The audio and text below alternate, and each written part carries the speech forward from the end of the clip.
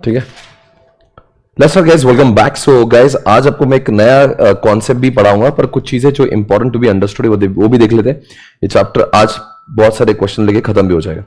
अब देखो जरा, ऐसा एक कॉन्सेप्ट होता है जिसको बोलते हैं हम लोग ग्रोथ। क्या बताओगे ग्रोथ कैसे करते हैं? Growth is equal to B R. याद है आपको? ये बी का मतलब तो बैलेंस, कितना पैसा बचा है और उसके ऊपर कंपनी कितना कमा रही। आवाज थोड़ा कम कर दो।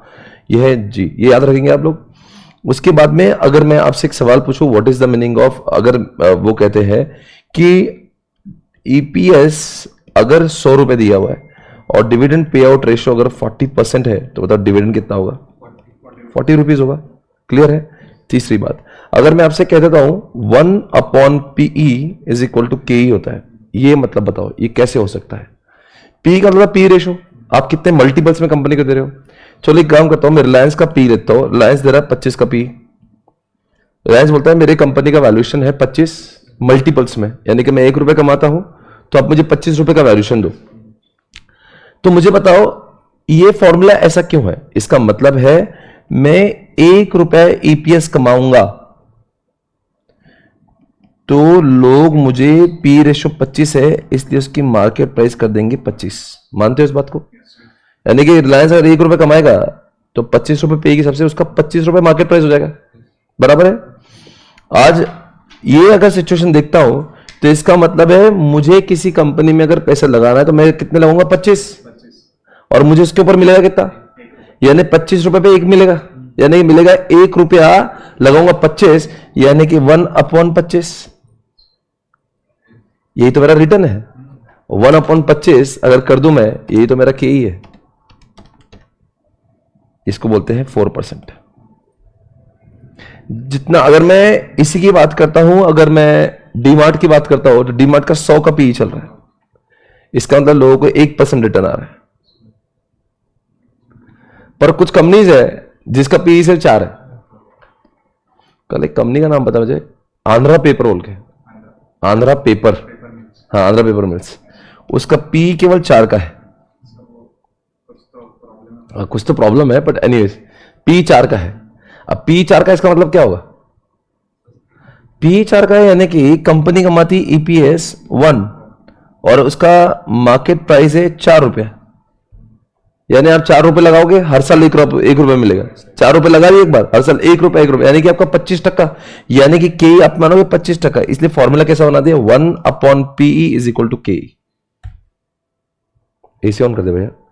1/PE is equal to KE। ठीक है ना? डन है? अच्छा था ना कॉन्सेप्ट? ओके। अब देखते हैं, अगर किसी किसी क्वेश्चन में ऐसा आया लिख के कि आपका नेट प्रॉफिट है कितना? नेट प्रॉफिट है, अगर ऐसा है नेट प्रॉफिट है 50 करोड़, और उसके बाद में लिखा है कि कंपनी के जो शेयर्स है वो है 1 करोड़, और कंपनी इसमें प्रेफरेंस डिविडेंड है वो है मान लीजिए 20 करोड़ के, जिसके ऊपर 20% प्रेफरेंस शेयर्स है। तो बताओ ईपीएस कितना आएगा?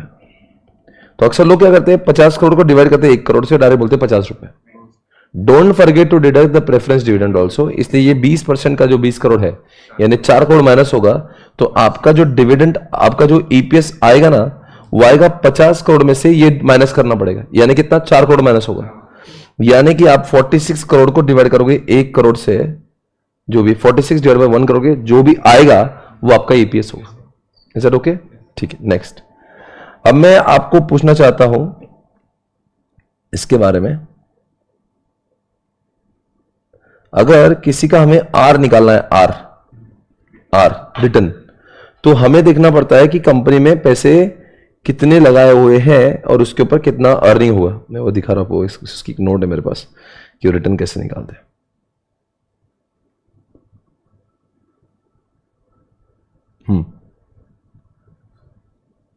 एक रिटर्न के ऊपर नोट है मेरे पास, डीपीआर नेट प्रॉफिट, हाँ उसके ऊपर नोट है कंपनी की। अगर कभी कभी किसी क्वेश्चन में आर दिया ही नहीं होता, आर इज एब्सेंट, पर आर ढूंढना होता है बिकॉज आर इज रिक्वायर्ड। कुछ क्वेश्चन में आपको आर जरूरी होता है, आर निकालेंगे कैसे? आर आपको जरूरी है, वॉल्टर के फॉर्मूले में जरूरी है, D/K ही होता है। प्लस ईपीएस में से जो आपका डी चला गया वो माइनस हो जाएगा, मल्टीप्लाइड बाय आर करते, डिवाइड बाय के ही करते, तो आर ढूंढना पड़ता है। पर बहुत बार ऐसा होता है कि वॉल्टर के इस क्वेश्चन में आर दिया ही नहीं होता, तो वहां पे क्या करना पड़ता है, देखना पड़ता है कि कंपनी की टोटल अर्निंग कितनी है। टोटल कंपनी ने अर्न किया, मान लो 50 करोड़ अर्न किया, और कंपनी के जो क्या बोलते हैं उसको टोटल इक्विटी है अगर वो 500 करोड़ की है, तो इसका मतलब क्या हुआ, यानी कंपनी के उसमें 500 करोड़ का इक्विटी है जिसके ऊपर कंपनी अर्न करती है 50 करोड़। इसका मतलब है कंपनी की कमाने की क्षमता 10% की। बहुत बार क्वेश्चन में आर की जरूरत होती है, पर क्वेश्चन में आर नहीं दिया होता है, इसलिए हम लोग क्वेश्चन को रेफर करेंगे। क्वेश्चन नंबर 17 पे जाओ, क्वेश्चन नंबर 17 पे जाओ, आपको दिख जाएगा क्वेश्चन नंबर 17 पे दिखेगा। कहां पे दिख रहा है एक बार देखो, 17 ये देखो, यहां पे लिखा है पेज नंबर 391। देखो क्या लिखा है, टोटल अर्निंग कितनी लिखी है, टोटल अर्निंग है हाँ, और इक्विटी कितना है, यानी 20,000 शेयर से 100 रुपए का एक है,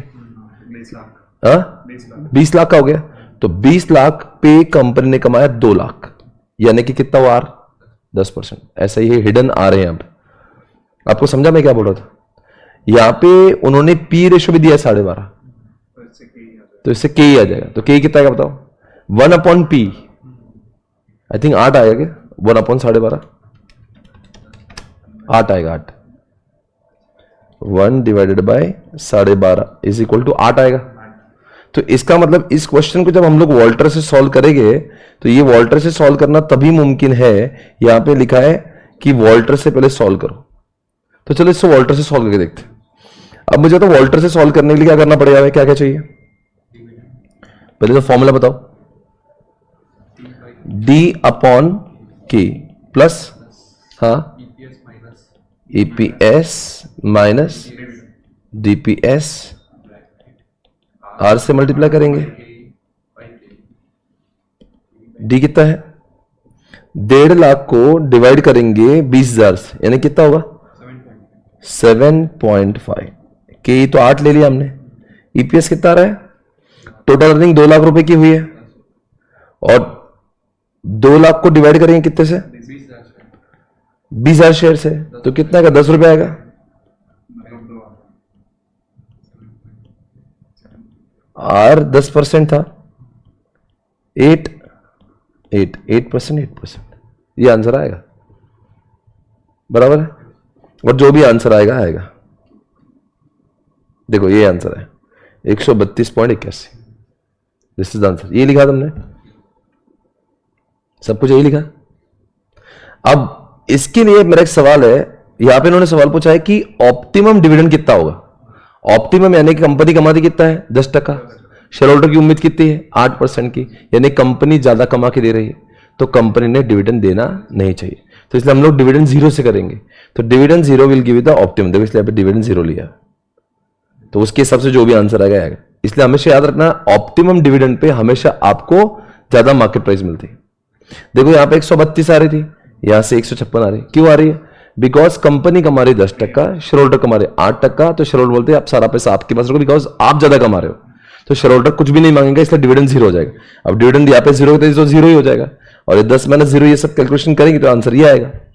ठीक है, नेक्स्ट इसी में question, compute P ratio at which dividend policy will have no effect on the value of the shares, यानी कि कंप्यूट द पी रेशियो जहां पे dividend policy will have no effect, यानी कि अब जब कब इफेक्ट नहीं होता डिविडेंड पॉलिसी का, जब आपका आर और के दोनों सेम हो जाते हैं। आर और के, आर कितना है, आर 10%, राइट, आर कितना है 10%, और के कितना होना चाहिए, के 8 है। तो उस हिसाब से यहां पे देखो ऐसा सवाल पूछा है, at R is equal to K, कुछ फर्क नहीं पड़ेगा, तो आर कितना 10%, तो के भी कितना होना चाहिए 10%। तो शेयर होल्डर बोलेगा तुम्हारे पास रहने दो या मुझे दे दो, तो मुझे फर्क पड़ता नहीं, तो इसलिए अगर 10% ये मान लिया तो 1/k जो हुआ, तो 1 जो 8 हो रहा था वो क्या होगा, 1/10 हो जाएगा, इसलिए पी रेशियो 10% आ जाएगा। करके बताओ, देखो के कितना है के कितना है? अभी 8% है। आर कितना है? तो या तो डिफरेंस ऑफ ओपिनियन हो जाएगा। इसलिए अगर उसको ऑप्टिमम ऐसा चाहिए कि शेयर होल्डर को दे या न दे फर्क नहीं पड़ेगा, तो अपने को के भी 8 करना पड़ेगा, सॉरी के भी 10 करना पड़ेगा। तो के 10 होना चाहिए। इसका मतलब क्या होगा? अब अपना फॉर्मूला क्या है पी रेशो का? 1/p इज इक्वल टू के, पर 1/k is equal to P आएगा। हाँ, तो अब अपना नया के कितना होगा? 10 हो गया। तो अब पी कितना हो जाएगा? 10 हो जाएगा। 10 का मल्टीपल हो जाएगा 10 टाइम्स। बराबर है? हाँ, 10 रुपए इन्वेस्ट करके 1 रुपया मिलेगा। समझ गया? Got it? नाइस। नेक्स्ट, अब आगे बढ़ते हैं। Will your decision change if the P ratio is 8 instead? ये सब नौटंकी चल रही है। ठीक है, तो पी रेशो कितना बोल रहा है वो? 8। तो पी रेशो 8 हो जाएगा तो क्या हो जाएगा? 1/8 कर देंगे। 12.5 उसका के ही हो जाएगा। हाँ, तो के ही 12.5 के हिसाब से करना है अपने, इंस्टेड ऑफ 12.5। ये 12.5 जो दिया है ना, अगर वो 8 हो गया तो इसके 8 के चक्कर में के ही चेंज हो जाएगा। अब के हो जाएगा 12.5। अब अपने को वॉल्टर के फॉर्मूला में क्या क्या चाहिए? अपने को D1 मालूम है 7.5, के ही चेंज हो जाएगा। ईपीएस मालूम है, डीपीएस मालूम है, सब मालूम है। यहां पे 12.5 12.5 आ जाएगा, यानी 3 फिगर चेंज हो जाएगी जो के, बाकी सब सेम ही रहेगा। तो देखो यहां पे सब सेम रहेगा। देखो 12.5 नहीं, कौन सा था क्वेश्चन? कौन सा? ये ना। ये देखो, ये आ जाएगा 12.5। सर वो दोनों 10 ही लिया और उन्होंने क्या पूछा ऐसे समय पे? 12.5 लेंगे। तो इंस्टेड ऑफ 12.5 ने 8 लेंगे तो 12.5 के हो जाएगा। नहीं, वो डिविडेंड पे आउट ऑप्टिमम ले लिया। नहीं, विल योर डिसीजन चेंज, यानी कि उस समय आप कितना डिविडेंड दोगे। तो अपन क्या करते हैं, इसके हिसाब से पहले निकाल लेते हैं। बोलो कितना है अपना फॉर्मूला? क्या है? डी अपॉन, एक बार करके देख लो, प्लस क्या है? ईपीएस माइनस डीपीएस, बराबर है। डी कितना है? यहां पे क्या बोल रहा है कि आपका कोई डिसीजन चेंज हो जाएगा क्या डिविडेंड देने का? अगर अभी के कितना हो रहा है? 12.5। आर कितना है? तो डिसीजन चेंज होगा ना। क्या डिसीजन हो जाएगा? डिसीजन हो जाएगा कि पूरा देने का। तब डिविडेंड आपको पूरा देना पड़ेगा। तो आपने कमाया कितना डिविडेंड? ईपीएस कितना कमाया है? तो आपको डिविडेंड भी 10 करना पड़ेगा। तो इसलिए डिविडेंड 10 ले जाएंगे। बराबर है? अब ये तो 12.5 आ गया, प्लस ईपीएस कितना है? ए माइनस 10, ये नहीं, अभी तो पूरा 0 ही आएगा, है ना, क्योंकि 10 में से 10 गया तो माइनस 0 ही हो जाएगा। तो पूरा 0 0 0 हो जाएगा। आप कितना है? 10 अपन 12.5 करो। हाँ, इसका आंसर 80 आ रहा है क्या? ठीक है, क्लियर है, अंडरस्टूड? Okay fine. तो वो हर बार एनालाइज करना पड़ेगा के और जो आर। वो क्या बोलता है, पहले वॉल्टर के हिसाब से निकाल दो, फिर बोलते हैं वो ऑप्टिमम के हिसाब से निकालो। क्वेश्चन 2 पार्ट में डिवाइड था। नॉर्मल कितना कंपनी डिविडेंड दे रही है उसके हिसाब से तुम थ्योरेटिकल मार्केट प्राइस निकालो, पर अगर ऑप्टिमम देती तो कितना आता वो अलग से निकालता है। 2 आंसर निकालते हैं। 100%। हाँ, पर कंपनी जरूरी नहीं हमेशा ऑप्टिमम पे काम करती, कभी कभी डिविडेंड कितना भी देना पड़ता है जैसा पब्लिक को चाहिए। आप समझो, जो थियरी ऑप्टिमम की तरफ जाता है, पर एक्चुअल में मार्केट कंडीशन देख के कंपनी कुछ भी निर्णय ले सकती है। डिविडेंड कभी ज्यादा भी देती है, कभी कम भी देती है। हमेशा ऑप्टिमम इतना देना बहुत अच्छी बात है, पर होता नहीं रियल लाइफ में ऐसा। तो क्वेश्चन 2 टाइप है। वॉल्टर के हिसाब से थ्योरेटिकल मार्केट प्राइस निकालो, और दूसरा आता है अगर ऑप्टिमम जैसा कर लेते तो क्या थ्योरेटिकल मार्केट प्राइस आती वो निकालो। यानी 2 क्वेश्चन आ जाते हैं। तो क्वेश्चन हमेशा देखो, फाइंड आउट क्या होती है, फाइंड आउट वॉल्टर के हिसाब से। देखो यार, क्या है, देखो पहले वॉल्टर मॉडल अप्लाई करो, उससे कितना आएगा। फिर बोला ऑप्टिमम अगर आया तो क्या होगा। देखो ऑप्टिमल, तो हमेशा 2 क्वेश्चन आते हैं। ठीक है, आगे बढ़ते हैं।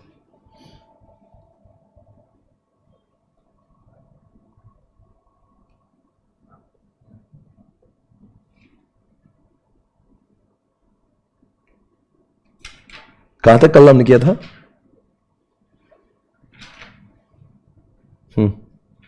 चलो गरम दूध चालू करें। गरम दूध का फॉर्मूला बोलो। एम ब्रैकेट में डी ले ले और ई बाई 3 ले ले, ये अपना फॉर्मूला है। हाँ, earning per share of the company कितना है, यानी ईपीएस 30 है। डिविडेंड पे आउट कितना है 60%, यानी कि 18 रुपया है। मल्टीप्लायर 2 है तो मतलब मल्टीप्लायर 2 लिख दूं। डिविडेंड कितना है, ई कितना है, डिवाइड बाय, तो आंसर बोलो। 18 प्लस 10 28,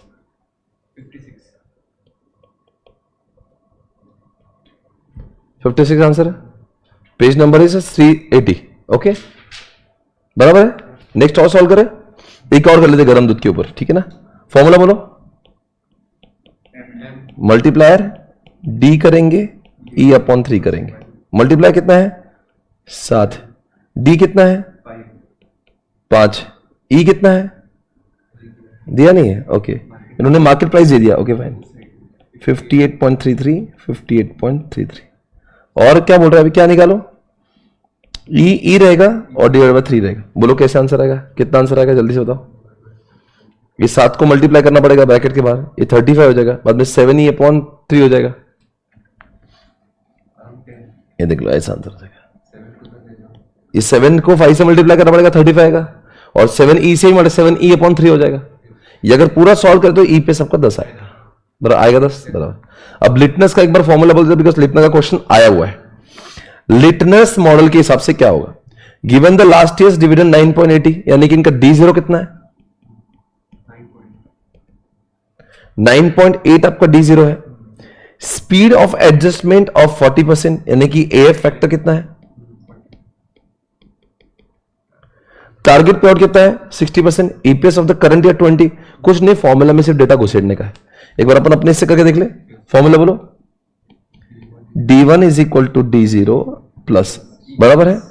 अब ईपीएस में से क्या होगा, आपने जो टारगेट, इसको मल्टीप्लाई करेंगे, टारगेट माइनस करते D0 और मल्टीप्लाई करते AF से, बराबर है। Okay fine. अब द D0 कितना है 9.8 आप दे रहे थे। ईपीएस कितना है, ईपीएस है 20। टारगेट पे आउट कितना है 60%। इसमें से 9.8 माइनस करो और मल्टीप्लाई कर दो कितने से 45% से, तो 9.8 ही रहेगा। बोलो फिर क्या होगा, ये 20 का 60% 12 रुपए हो जाएगा।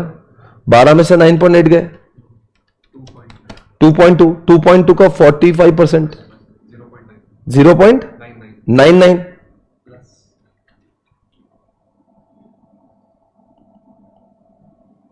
प्लस 9.8, आंसर कितना है 10.7 है। देखो ये आया 10.7। आ गया लिटनस। आगे बढ़ते हैं, वापस एमएम अप्रोच का एक क्वेश्चन कर ले। एमएम अप्रोच का एक क्वेश्चन कर लेंगे। आरएसटी लिमिटेड ऐसे कैपिटल ऑफ कितना बोल रहा है 10 lakhs in the equity shares of 100 each. The shares are currently quoted at par. The company proposes to declare dividend of क्या लिखा है 10 per share at the end of the current financial year. ठीक है, अब 100 रुपए company के shares लिए, dividend दे रहे 10 रुपए।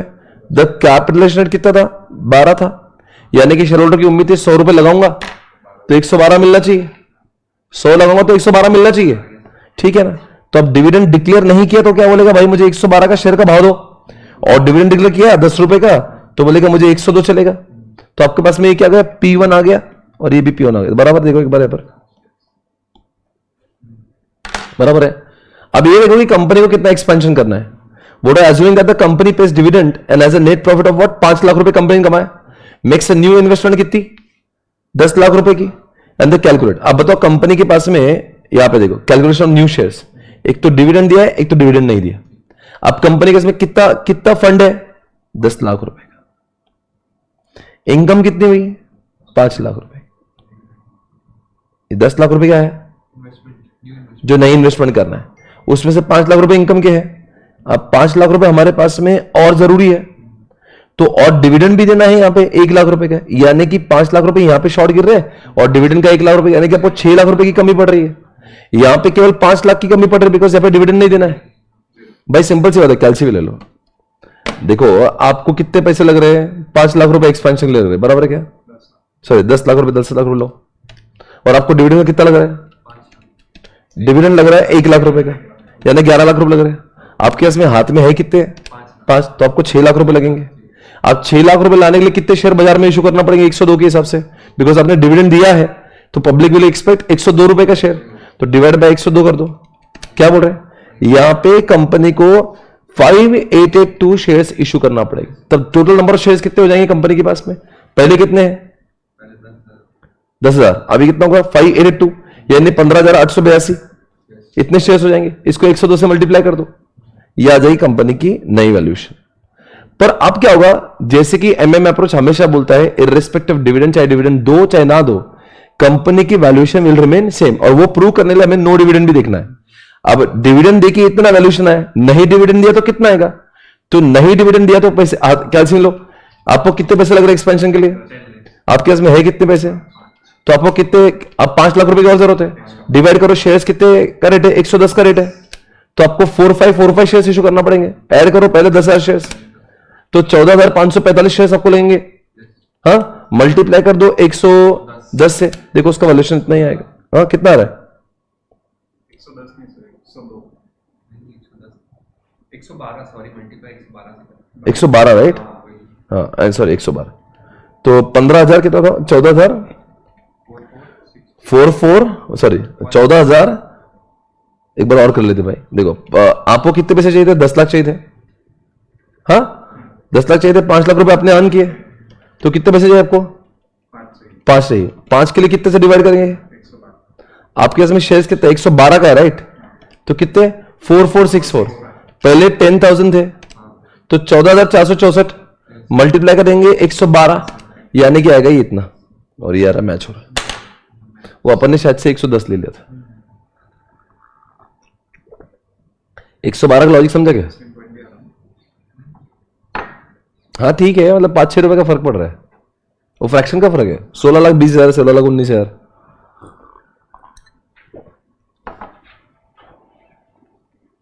Are you feeling confident in this chapter guys? देखो अब बोल रहा है गॉर्डन के हिसाब से करो।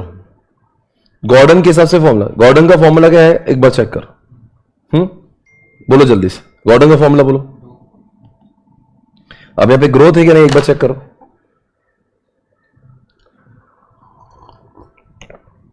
गॉर्डन में याद रखना, ग्रोथ अगर स्पष्ट दी नहीं है यस सर, तो बी को आर से मल्टीप्लाई करना पड़ता है। B into R। बैलेंस कितना है? 0.6। और आपकी कमाने का रिटर्न कितना है? 15%। 10%। तो आई थिंक ये 9% है। आई थिंक ये 9% है। यस सर, यहां पे आपकी कमाने की क्षमता 10% है, और आपका बैलेंस कितना है? 0.6 है, यानी कि 6% है। और ये भी 6 है, इसको 8 से, तो ये 4.8। तो इनका सबका जी मिल गया हमें। अब जब जी मिल गया तो आंसर में क्या है? अपना फॉर्मूला क्या बताओ? सिर्फ एक का करके देखते हैं तो समझ जाएगा। फॉर्मूला क्या है? D1 अपॉन के माइनस जी, बराबर है। अब देखते हैं इसका D1 कितना है। कंपनी डिविडेंड पे आउट 0.4 करती है, कंपनी कमाती 10 है, यानी कितना हो रहा है? 10 का 40% कंपनी दे रही है ना? हाँ, तो ये 4 रुपए दे रही है। अब सवाल उठ रहा है कि इसको अजम्पशन माने कि 4 ही D1 है, या ये 0 ही अपना अजम्पशन की बात है। रिपीट, अपने को D1 लेना पड़ता है। अब कुछ लोग बोलेंगे सर 4 रुपए को D1 मान लो, कुछ लोग करेंगे 4 प्लस ग्रोथ को, यानी कि 4 रुपए प्लस 9%, यानी कि 4 रुपए 36 पैसे को D1 मानो। यहां पे अजम्पशन लिया है, earning given in the question EPS, that is why ये सब लिखा है ईपीएस 1। ये हमने अजम्पशन किया कि वो D1 है, यानी हम लोग D1 क्या मान रहे? 4 रुपए। आप अजम्पशन चाहे तो 4 रुपए 36 पैसे भी D1 ले सकते हो, क्योंकि हम लोग ये मान सकते हैं कि 4 रुपए में अभी तक ग्रोथ इंक्लूडेड नहीं है, तो 4 रुपए 36 पैसा भी आप ले सकते हो, कोई प्रॉब्लम नहीं है। वो अजम्पशन आपको डालना पड़ेगा, ठीक है ना? दोनों से भी आंसर आपका सही आएगा, ठीक है? पर अजम्पशन एग्जामिनेशन में डालते रहना। एफएम के इसमें कितने भी अजम्पशन आप ले सकते हो अगर जरूरी है तो, ठीक है? अब 4 रुपए मान लेते हैं, तो 4 डिवाइड बाय के कितना है? 10 है, और ये कितना है? 9 है, तो 4/1% कर दूं, कितना आएगा? ये तो 400 रुपए हो जाएगा। समझ गए? सेकेंड वाला दिखा दो, नॉर्मल वाला। D1 कितना है इसका? 10 का, ये भी 4% ही दे रही है, 4 रुपया। डिवाइड बाय कितना करो? के 10 है, माइनस जी कितना है? इसका 6% निकाला था, 4/4%, ये 100 रुपया हो रहा है। ठीक है, आगे बढ़े। 23 पे आओ। नवंबर 2018 में एक क्वेश्चन पूछा था, वो बोल रहा है वॉल्टर के हिसाब से आप बताओ। देख बेटा, तू पूछ रहा था ना क्वेश्चन आता कैसे, एक वॉल्टर के हिसाब से निकालो और यही वॉल्टर ऑप्टिमम पे कैसा दिखेगा वो निकालो। यानी पहले क्वेश्चन नॉर्मल उन्होंने जितना डिविडेंड दिया उससे निकालो, और एक कैसा डिजायर्ड है उससे निकालो। अभी देखो दोनों से आएगा। कितना बोल रहा है ये? अच्छा पहले वॉल्टर का फॉर्मूला लिख दो, D/K plus EPS minus EPS into R by K बराबर है ना? हाँ, डी कितना है? डिविडेंड पे आउट बोल रहा है 50%, इक्विटी शेयर कितना है? 50,000, इक्विटी कितना? 10%, आर कितना? 12%। ठीक है, आप बताओ ईपीएस कितना है? प्रॉफिट आफ्टर टैक्स कितना है? 10 लाख। 10 लाख को डिवाइड करो 50,000 शेयर्स, 20 रुपए क्या आया आपका? ईपीएस आया 20 रुपया। मैं लिखता हूं यहाँ पे ईपीएस आएगा 20 रुपया। आपका के कितना है? 10%, के 10%, और आर कितना है? क्या आप बता सकते हो मुझे डीपीएस कितना है? 20 का 50% है 10 रुपया। ओके फाइन, अब डी ले लो 10 रुपया। हाँ ओके, के कितना है? 10%, ईपीएस कितना है? 20, डीपीएस कितना है? 10, आर कितना है? 12, के कितना है? 10, ये भी कितना है? 10। आंसर बोलो, ये आंसर आएगा कितना आएगा? जो भी आएगा 220 आएगा, राइट। पर यही क्वेश्चन क्या पूछता है वो, आईसीआई ने पूछा है नवंबर 2018 में, what is the optimum dividend. अब कंपनी की कमाने क्षमता कितनी? 12, लोग कितना कमा रहे? 10, तो कंपनी कुछ भी डिविडेंड नहीं देंगे। अगर मैं डिविडेंड नहीं दूंगा तो आंसर पूरा चेंज हो जाएगा। अब डिविडेंड ही अगर 0 है तो ये तो पहला आंसर 0 आ जाएगा, और यहां पे देखो कैसा आंसर आएगा। मैं डायरेक्ट इसका आंसर लिख रहा हूं, ये 0 ले लो, और ईपीएस कितना है? 20 में से माइनस तो 0 होगा, मल्टीप्लाइड बाय आर कितना है? आर 12% है, और डिवाइड कितने से करूं? और डिवाइड कर दो 10% से, ये जो आंसर आएगा कितना आ रहा है? 2। देखा आंसर 2 आए, एक 220 आए, एक 240। जो कॉस्ट ऑफ कैपिटल है वो ज्यादा है, नहीं वो कम, अजम्पशन है कि ऐसा होगा नहीं कभी। वॉल्टर ने अजम्पशन ले लिया अपने, मैं समझ गया तो क्या बोल रहा है। मतलब इसके अपोजिट आया तो 100% डिविडेंड पे आप देने लगे। अच्छा वैसा बोल, हाँ 100%, उल्टा है तो 100%, मतलब 100, मतलब फिर ईपीएस माइनस डीपीएस 0 आएगा।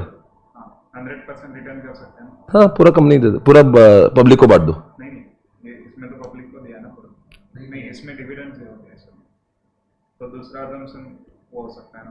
अजम्पशन की बात ही नहीं है। अगर मान लो यहाँ पे रेट ऑफ रिटर्न भाई आर अगर मान लो 10% है और के 20% है, तो पब्लिक ज्यादा कमा रही, तो हमारा ईपीएस अगर 20 है तो पूरा डिविडेंड, तो डीपीएस भी 20 हो जाएगा। और इसका अपोजिट सिचुएशन। हाँ ये जो अभी किया हो मई 2019, रेडी। देखो इससे बोलते हैं एक ही क्वेश्चन को वॉल्टर से भी निकालो, गॉर्डन से भी निकालो, ठीक है ना। चलो स्टार्ट करते हैं। टोटल अर्निंग कितनी है? 40 लाख। नंबर ऑफ इक्विटी कितने?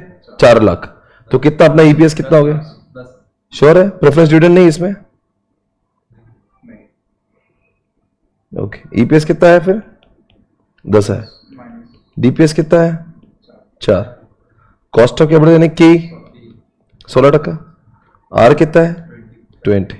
रिटेंशन रेशियो कितना है? यानी कि जी निकल जाएगा इससे। रिटेंशन रेशियो 60% ठीक है, तो यानी 60 को मल्टीप्लाई करूंगा मैं आर से, यानी मेरा ग्रोथ कितना है? 12% है ना। पहले गॉर्डन निकाल लेते हैं। गॉर्डन का फॉर्मूला क्या है? D1/K माइनस जी। D1 कितना है? मालूम नहीं। D कितना है? 4 है। अब मान लो ये भी अजम्पशन हो सकता है कि आप 4 को D1 माने, या फिर ये अजम्पशन ले लो कि 12% ऐड करने के बाद में 4.48, 12% ऑफ 4 यानी 48। तो यहाँ पे देखते हैं उन्होंने क्या अजम्पशन लिया, अपन भी वही लेंगे। देखो 4 ले लिया उसने, D1 को 4 मान लिया। हाँ आप 4.48 ले सकते हो, प्रॉब्लम नहीं है। तो लिखना पड़ेगा अजम्पशन में कि इसमें ग्रोथ, मुझे लग रहा है कि 4 में ग्रोथ नहीं है, इसलिए मैंने D1 को 4.48 लिया है, ठीक है ना। Okay fine. D1 कितना है? 4। के कितना है? के 16, और जी कितना है? अब एक बच्चा बोला सर हमेशा आप जी कम क्यों लिखते? ये वॉल्टर का, ये गॉर्डन का अजम्पशन है कि कभी भी ऐसा नहीं होगा कि जी विल बी हायर देन के। नहीं समझा? हाँ सर। अरे 16 में से माइनस अगर 20 हो जाता तो फॉर्मूला इनवैलिड हो जाएगा ना ये। तो ये गॉर्डन का फॉर्मूला है, अजम्पशन है कि इसका जी हमेशा के से कम होगा। ओके, तो 4 अपन कितना होगा? 4%, कितना आएगा? 100 ना, 100 आएगा। तो ये आ गया 100, दिव्य 100। ठीक है, अब हम ऑल्टर कर लेंगे। बोलो ऑल्टर कैसे करें? बोलो, ऑल्टर का फॉर्मूला यही है, इसमें घुसेड़ दो सब कुछ। D1 कितना है? 4।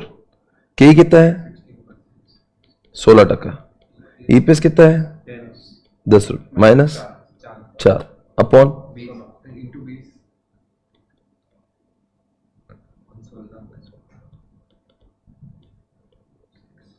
के कितना है? 16 और 16, ठीक है ना। 4 अपॉन 16 बताओ, 25 हो रहा है। ये आ गया 25, ये आ गया 25। बस 10 में से 4 के कितने होते हैं? 6 को मल्टीप्लाई करो 20% से, कितना है? 1.2 आया ना? हाँ, वो ये साइड का आंसर आ रहा 40। अरे भाई 10 में से 4 गए, कितने बचे? 6 का 20% 1.2, डिवाइड करो कितने से? 16% से, और करो डिवाइड 16% से, कितना आएगा? 46 पॉइंट प्लस 25। प्लस 25 हो गया आंसर 71.875। सही है। हम लोग आईसीए की क्वेश्चन सॉल्व कर रहे हैं, यही क्वेश्चन टाइप के क्वेश्चन आते हैं। Following figures and information were extracted from the company A limited. Okay, कितना बड़ा earning of the company? 10 lakh. Dividend pay कितना है? 6 लाख। नंबर ऑफ शेयर्स कितने आउटस्टैंडिंग? तो डीपीएस बताओ कितना होगा? ईपीएस 5 6 लाख रुपए का डिविडेंड दे रहे हो आप, और शेयर्स कितने? 2 लाख, यानी डीपीएस 3 आएगा। और ईपीएस कितना होगा? 5 रुपया। 10 लाख डिवाइड बाय 2 लाख, 5 लाख रुपए। पी रेशो कितना है? तो 1 upon P is equal to K, तो के कितना होगा? 10 हो जाएगा। और आर कितना है? 20 तो क्वेश्चन में पूछा क्या है? करंट मार्केट प्राइस पर, एज पर क्या लिखना है इसको? वॉल्टर चाहिए क्या? लिखा ना वॉल्टर, यूज वॉल्टर मॉडल। तो चालू करो वॉल्टर से। एक कैपिटलाइजेशन रेट जो पूछा है ना, वही के ही होता है। तो आपने दूसरे का आंसर निकाल लिया। अब आप क्या करो? मुझे वॉल्टर के हिसाब से करो, जल्दी से। आप करो, मैं नहीं करूंगा। वॉल्टर के फॉर्मूले में क्या क्या चाहिए बता दो एक बार। अरे वॉल्टर का फॉर्मूला बोलो। D upon K plus EPS minus DPS, R करेंगे, के करेंगे, के करेंगे। तो के तो हमारे पास आ गया, डी हमारे पास में है, ईपीएस भी। अरे तो सब तो है ना, तो करो जल्दी से, डाल दो इसके अंदर, करके देख लो बस प्रैक्टिस के लिए। और क्या, आपका आंसर आना चाहिए कुछ 70 के आसपास।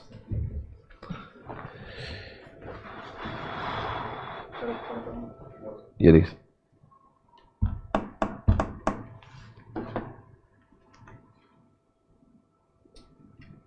लाइव स्ट्रीमिंग वाले आंसर दे दो जरा। जो लोग YouTube पे देख रहे हैं जरूर इस लेक्चर को देखें, शेयर करें, जनहित में जारी है। Please share this video with everyone.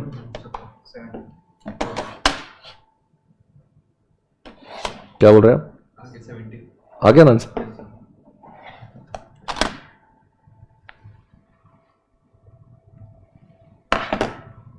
ये आंसर है, बिल्कुल सही है। अब ऑप्टिमम बता दो, ऑप्टिमम कैसा होना चाहिए? कंपनी ने कमाई कितना है? 20%। कंपनी कमाती 20%, शेयर होल्डर कमाता 10%, यानी कंपनी कमाती ज्यादा, तो डिविडेंड देना नहीं चाहिए, तो डिविडेंड का तो 0, तो अपना डी आ जाएगा 0। करो डी 0 से। अब डी 0 करेंगे तो इस फॉर्मूले में क्या चेंज हो गया बताओ? तो ये पहले पार्ट का आंसर तो 0 ही आएगा। और ईपीएस कितना है? 5 मल्टीप्लाइड बाय कितना होगा? 20%। डिवाइड बाय कितना होगा? 10%। डिवाइड बाय 10%, 5 का 20% कितना होगा? 1 रुपया। 1 रुपए का 10%, 1 डिवाइडेड बाय 10% अपॉन 10%, तो 100 रुपये आंसर आएगा।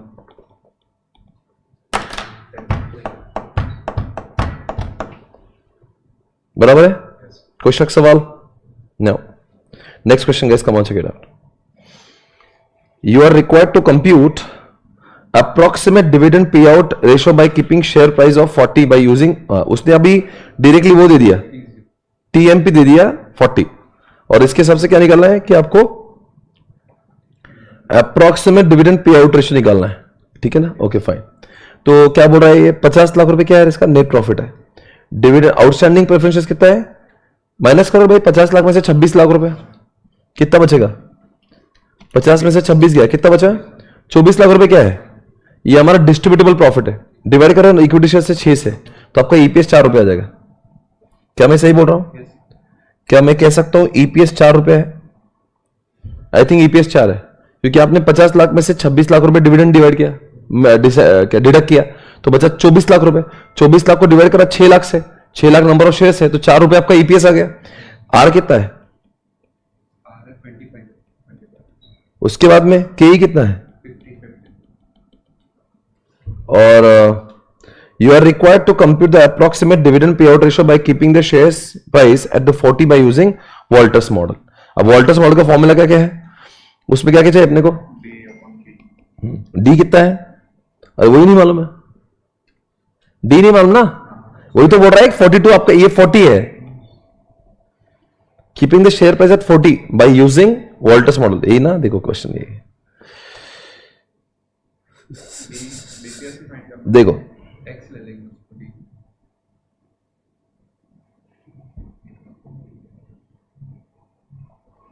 ये अपना फॉर्मूला है, एक बार फॉर्मूला चेक करो, फॉर्मूला सही है।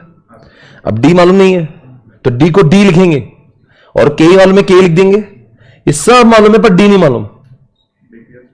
आर भी मालूम है, आर लिख देंगे। आर मालूम है क्या? आर लिख दिया। और आप क्या करोगे, इस केस में सिर्फ एक ही चीज मालूम नहीं, डी मालूम नहीं, और फॉर्मूले में डी डी आइडेंटिफाई हो जाएगा। बिकॉज थियोरेटिकल मार्केट प्राइस जो है ना, जो हम लोग हमेशा निकालते हैं, वो इस क्वेश्चन में ऑलरेडी दिया हुआ था, इसलिए 40 लिख दिया। बोलो क्या बोल रहे थे? वहाँ पे 2 जगह दी है ना। हाँ, तो EPS में D1 है। और solve इसको सॉल्व करने से आपको डी का वैल्यूएशन मिल जाएगा। आ गया? अब क्या डी आपको मिला 1। तो आप मुझे बताओ ये क्या बोल रहा है, क्वेश्चन क्या पूछ रहा है, क्या निकाल के बताओ बोल रहा है? बस यही तो निकालना था, डिविडेंड पे आउट रेशियो। आप मुझे बताओ कंपनी ने पैसे कितने कमाए? 4 रुपए, डिविडेंड कितना है? 1 रुपए, यानी डिविडेंड पे आउट रेशियो 25%, तो ये आया आपका 25%। ठीक है, डन है। चलो ये क्वेश्चन करो सॉल्व। जनवरी 21 नेट प्रॉफिट कितना है? 30 लाख है। प्रेफरेंस शेयर्स 12 लाख का माइनस हो जाएगा, तो 30 में से 12 माइनस करो, कितना हो गया? 18 लाख रुपए। 18 लाख को डिवाइड करो नंबर ऑफ शेयर्स से, 6 लाख रुपए के शेयर्स है, 6 लाख शेयर्स है, यानी कि ईपीएस आया 3। और इंटरनल रेट ऑफ रिटर्न कितना है? आर 22, के 18, रिटेंशन रेशियो 75%, मतलब क्या रहे? डिविडेंड कितना होगा? डिविडेंड कितना होगा? 25% देंगे, यानी 0.75 हो जाएगा, बराबर है। अब ये होगा, मुझे बताओ अगर मुझे गॉर्डन करना है तो गॉर्डन का फॉर्मूला D1। अब मुझे पहले तो चेक करना पड़ेगा जी कितना आ रहा है, ग्रोथ कितना है, तो मेरा रिटेंशन रेशियो 75% है, उसको मल्टीप्लाई करना पड़ेगा 22% से, तो 75 का 22% यानी कि 16.5%, यानी कि D1 कितना है? अब मैं इसको मान के चलूं कि ये D1 है, मान के चलता हूं ये D1 है 0.75, के कितना है? 18 माइनस 16.5, तो 0.75 को डिवाइड कर गए 1.5 से, 0.75 को डिवाइड करो 1.5% से, आंसर आएगा 50। तो आंसर आएगा 50 गॉर्डन का। देख लो एक बार, आंसर 50 आ रहा है। Okay guys, answer 50। वॉल्टर का फॉर्मूला बोलो, ये फॉर्मूला है, हाँ, इसके अंदर डेटा घुसेड़ दो। डी कितना है? D है 0.75, 0.75। के कितना है? D 18, 18% के। ईपीएस कितना है? 3 minus 0.7, multiplied by 22 by 18 by 20, 2 हाँ by 18 by 22 ही आ गया ग्रोथ। internal ग्रोथ नहीं rate like growth which return कितना है? 22 है ना? हाँ ठीक है, 22%, by और divide by 18 by divide by 18, ये आंसर जो भी आएगा वो आपका रहेगा वॉल्टर का 19.44। समझ आ रहा है? लास्ट क्वेश्चन कर लेते एक बार और। जुलाई 20 कैसा लग रहा है चैप्टर? और मतलब कुछ भी करो आ ही रहा ना, 5 मार्क के ये 4-5 फॉर्मूला, बस कुछ नहीं, इजी। बोलो ईपीएस कितना है? 30 लाख रुपए। डिविडेंड पे आउट कितना है? 60%। नंबर ऑफ शेयर्स कितने हैं? 5 लाख। तो ईपीएस कितना आएगा? ईपीएस 6। टीपीएस कितना आएगा? इसका 60% है 3.6। आर कितना है? 15%। के ई कितना है?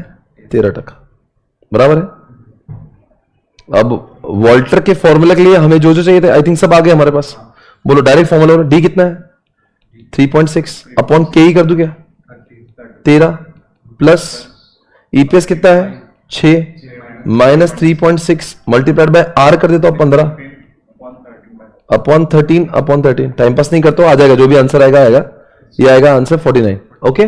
और इसको अगर मैं वो कर देता हूं ऑप्टिमम, तो ऑप्टिमम का आर कितना है? 15 और के 3, तो कंपनी 0% डिविडेंड देंगे बिकॉज कंपनी कमा रही ज्यादा, शेयर कमा रहे कम, तो डिविडेंड देगी 0। तो इसमें अगर 0 डाल दूंगा तो ये आंसर पूरा 0 आ जाएगा, पहला वाला पार्ट। और ईपीएस विल रिमेन 6 माइनस 0, तो क्या आएगा आंसर? 0 6 माइनस 0 मल्टीप्लाइड पर सब एज जाएगा 15%, 13%, ये सब सेम आएगा।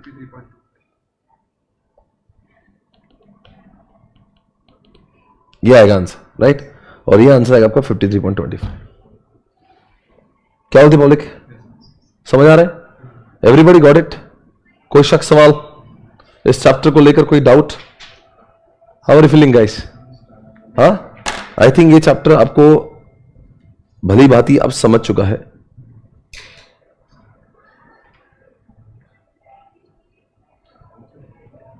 मैं देख रहा हूं कुछ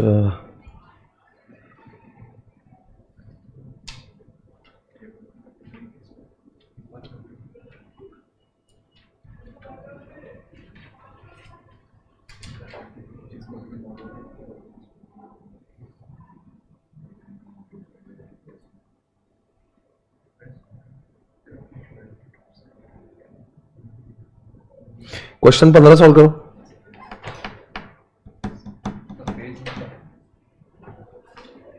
पेज नंबर क्या? इसके ऊपर गया अभी देखो।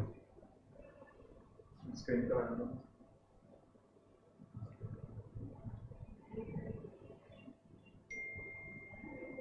सर क्वेश्चन लिखो।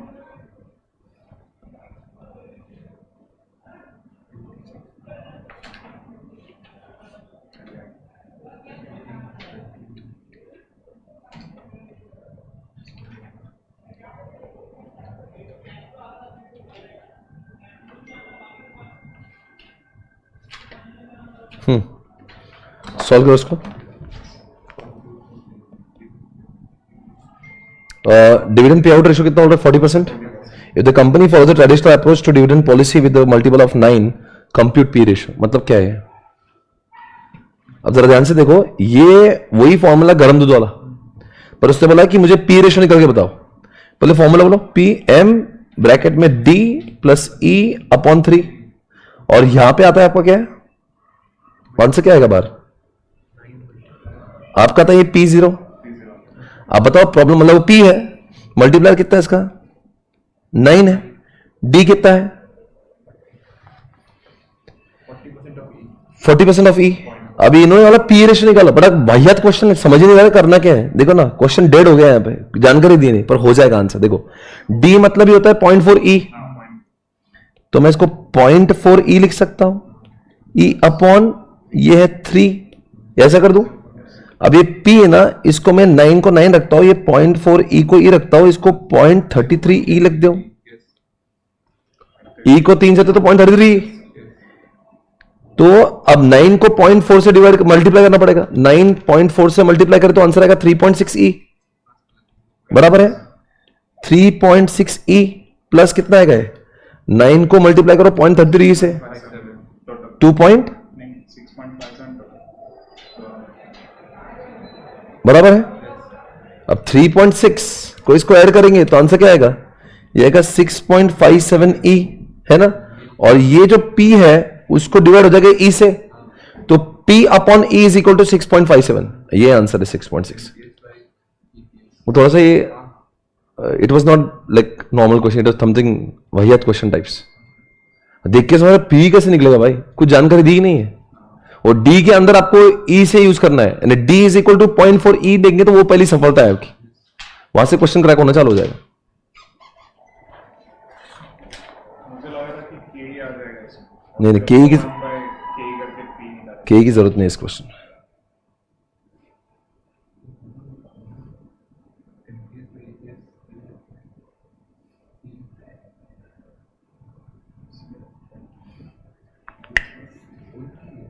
अच्छा, जब भी कभी डिविडेंड रेट देंगे तो डिविडेंड को फेस वैल्यू से मल्टीप्लाई करने का, मार्केट वैल्यू से नहीं है। डिविडेंड अगर मान लो क्वेश्चन दिया है फेस वैल्यू 10 रुपए की और मार्केट वैल्यू 100 रुपए का और डिविडेंड दिया 30%, तो 10 से मल्टीप्लाई करो, 100 से नहीं, मार्केट वैल्यू से डिविडेंड के रेट को, डिविडेंड रेट जो आता है ना, बोलते हैं ना कंपनी ने 100% डिविडेंड बांटा या 300% बांटा, 400%, यानी कि मार्केट प्राइस का नहीं होता, वो फेस वैल्यू का होता है, याद रखना हमेशा। ओके, एक पॉइंट। और उसके बाद में एक क्वेश्चन है जो मुझे आपको समझाना है, उसको समझाने बाद में आपका चैप्टर पूरा ऑलमोस्ट खत्म हो जाएगा। यह है क्वेश्चन नंबर 19।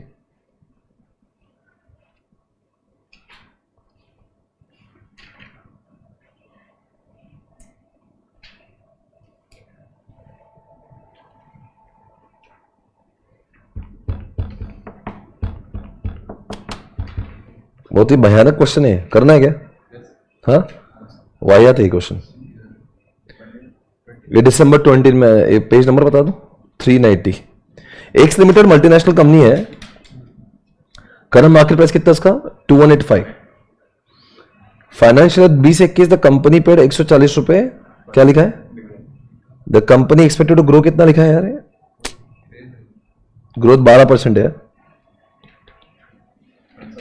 12% है ग्रो में, 12 आंसर में दिया ही है। क्या पेज नंबर बोला मैंने आपको? 390।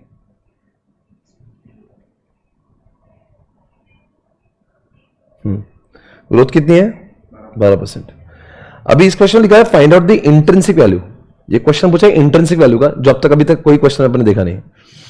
स्टेट वेदर शेयर्स जो लिखा है ओवर प्राइस एक अंडर प्राइस है, आज बाजार में रेट कितने? 2-1। तो आपने को देखना है कि अगर हमको इसका जो है ड्यूरिंग FY 2021 140 रुपए का डिविडेंड मिल रहा है, यानी कि आपको यहां पे ऐसा लिखा है, देखो डिस्काउंट 1 2 3 4, डिस्काउंट इफेक्ट 18% का लिखा हुआ है, और यहां पे लिखा है द कंपनी पेड 140 का डिविडेंड पर शेयर। ओके, यहां पे और कुछ लिखा था क्या? सर वो के वगैरह लिखा हुआ है। क्या क्या लिखा है यहां पे आगे यार? 18% का दिया है, डिस्काउंट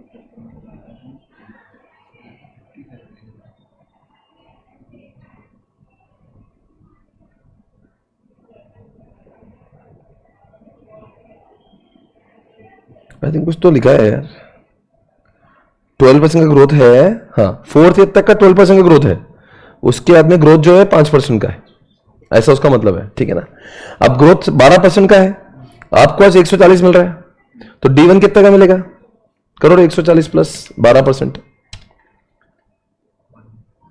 156 पहले साल आपको कितना मिल रहा है भैया? 140 मिल रहा ना, हाँ, तो उसके अगले साल कितना मिलेगा? 156। उसके अगले साल और 12% ऐड कर दो, उसके अगले साल और 12% ऐड कर दो, और 12% ऐड कर दो, बराबर है।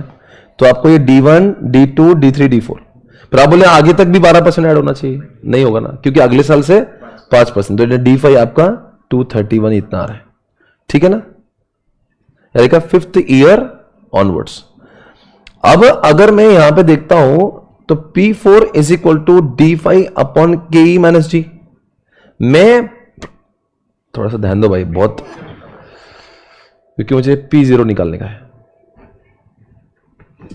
देखो मैं 5वें साल के डिविडेंड से 4थे साल की वैल्यू निकालूंगा, अगले साल और अगले साल का डिविडेंड, क्योंकि अपन D1 देखते हैं ना हमेशा।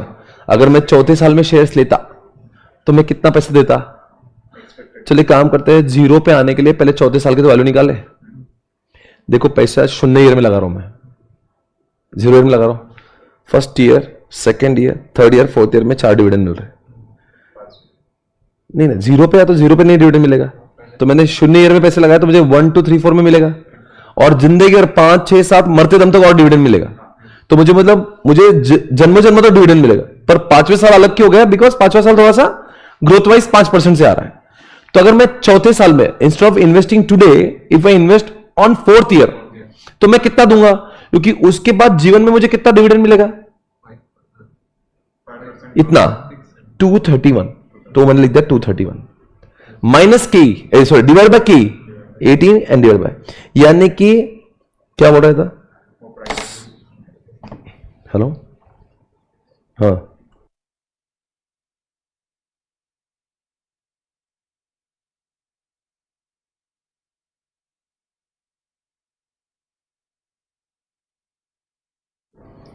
हाँ, तो ये हो गया 1779 रुपीज का ये शेयर मैं परचेस करने को रेडी हूं अगर मैं आज नहीं चौथे साल लूंगा तो, चौथे साल में लूंगा तो। आज भले ही उसके रेट कितने हैं 2150, पर मैं चौथे साल अगर लेने का कोई मुझे बोलता तो मैं उसको इस रेट पे लेता, बराबर है।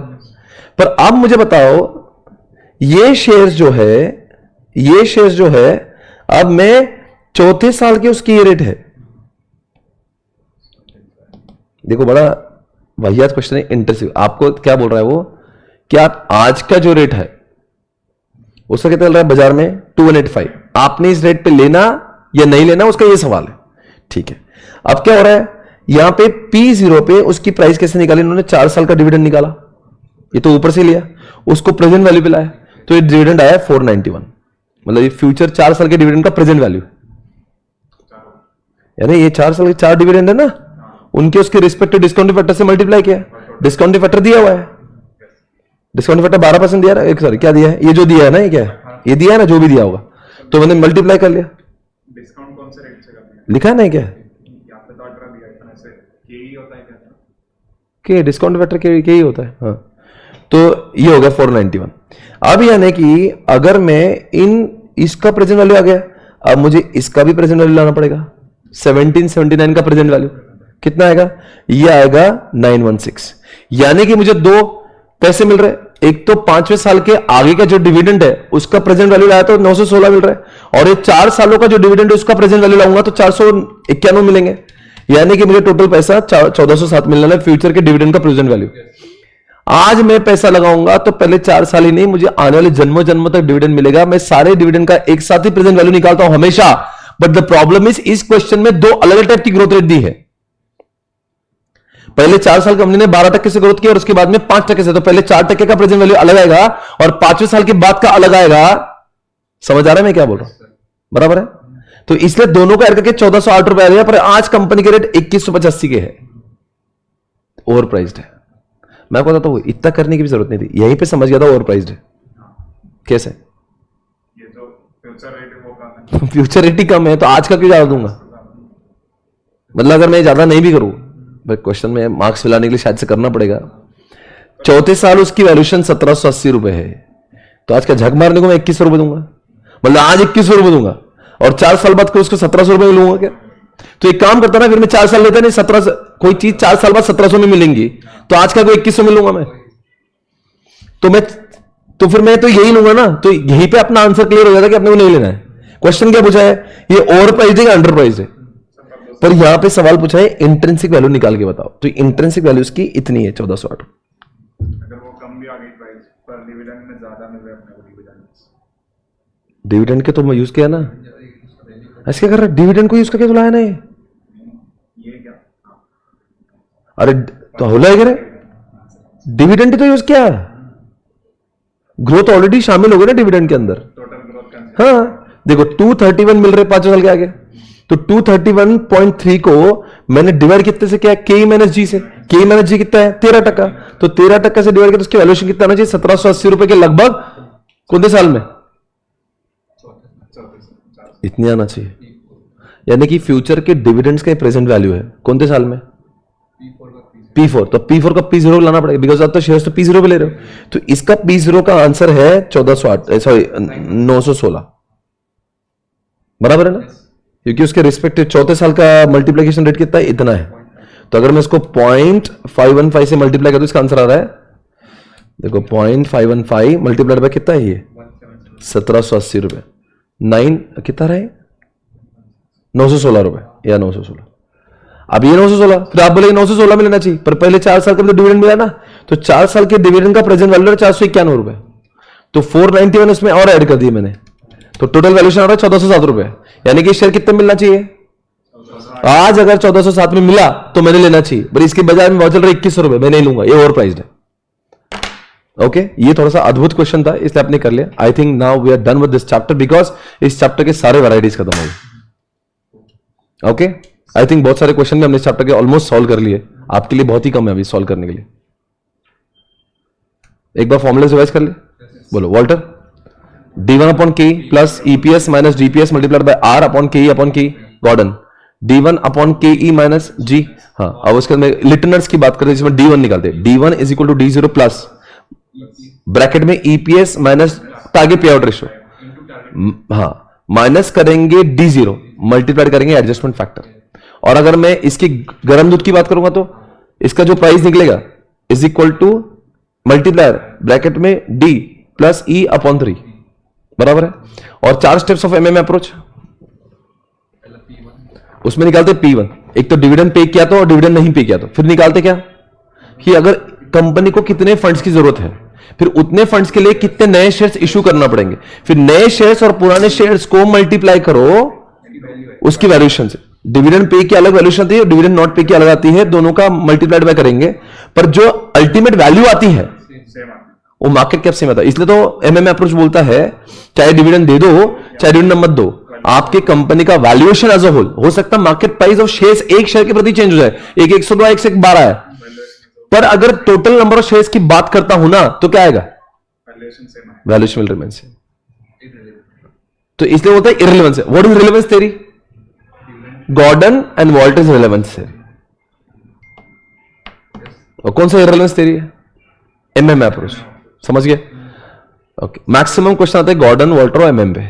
लिटनेस और गर्म दूध पे इतना नहीं आता. ग्राम में जो ये m है मल्टीप्लाई यानी कि पी रेशो. हाँ ये रहता है. It's like P ratio. उसने उसका नाम मल्टीप्लाई कर दिया. जनरली अपने यही कहता है ना ईपीएस को मल्टीप्लाई करते हैं पी रेशो से. उसने भी ई अंदर रखा है पर उसने टाइम पास किया ई को डिवाइड किया 3 से पर डी लिखा और फिर मल्टीप्लाई किया. इसमें बोलता था डिवाइड बाय 3 भी किया उसमें. अजम्पशन नहीं उसका डेरिवेशन किसको पता नहीं है. और वो जिसने बनाया तो चला गया अब दुनिया से. जो फार्मूला बना उसने कुछ बताया नहीं डिवाइड बाय 3 क्यों किया उसको ही पता है. But anyways I think this chapter is over guys. अभी एक चैप्टर अपना बचा है वर्किंग कैपिटल. वो करेंगे मंडे से इसी टाइम पे 10 बजे के आसपास. ओके और फिर 3 से 4 लेक्चर में अपना वर्किंग कैपिटल ओवर. देन फिर अपना पूरा सिलेबस ऑलमोस्ट डन. ओके फिर अपने को एक लेक्चर लगेगा वो इसके लिए एसएम के लिए जो एसएम का वो पढ़ना है तो फिर अपना वो भी खत्म हो जाएगा. तो 4 दिन का हम लोग मार्जिन लेके चल रहे हैं. 4 दिन में अपना पूरा खत्म हो जाना चाहिए. Right okay done. जितने भी लोग YouTube पे देख रहे हैं जरूर इस लेक्चर को सबके साथ शेयर करिए बिकॉज ये लेक्चर सबके लिए बहुत काम में आएगा. I hope this is beneficial for everyone. Keep sharing this lecture ताकि लोगों का कम से कम समय में सब कुछ. अभी तक के जितने लेक्चर्स हमने देखे हैं जो YouTube पर आते it is just only concept oriented. पर पहली बार ऐसा हो रहा है कि जहां पे प्रॉब्लम्स को भी सॉल्व किया जा रहा है. तो आई थिंक ये कम से कम समय में बहुत आउटपुट यहां पे निकल रहा है. तो just make sure you are sharing this video with everyone. Thank you so much guys. Take care. Bye bye. फिर मिलेंगे. Thank you.